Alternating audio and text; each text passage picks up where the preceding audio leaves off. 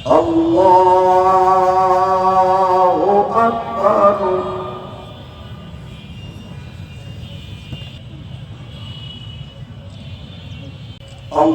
আল্লাহু আকবার।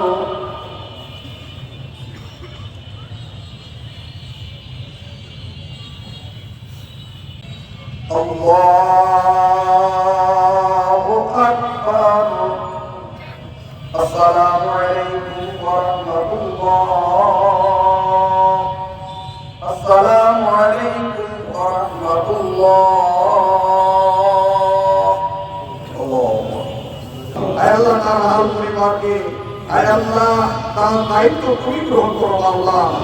হাসবুনাল্লাহ ওয়া নি'মাল ওয়াকিল, নি'মাল মাওলা ওয়া নি'মান নাসির।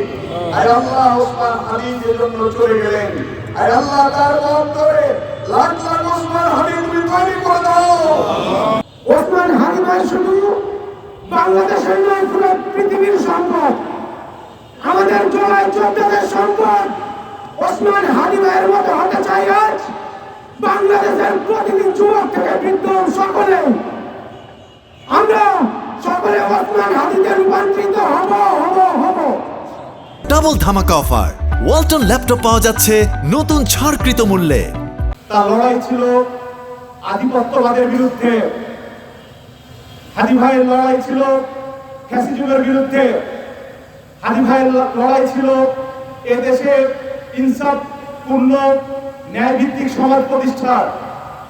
এ লড়াই করতে গিয়ে হাদি ভাইয়ের মাথার তাজা রক্ত বাংলাদেশের জমিনকে রঞ্জিত করেছে।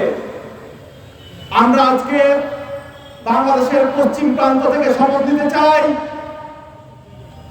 যে লড়াই করতে গিয়ে হাদি ভাই নিজের জীবন দান করেছে, যে লড়াই করতে গিয়ে হাদি ভাই শহীদ হয়েছে, সে লড়াই এখন থেকে আমাদের সকলের। আমরা এদেশের ফ্যাসিবাদকে চিরতরে কবররচিত করব।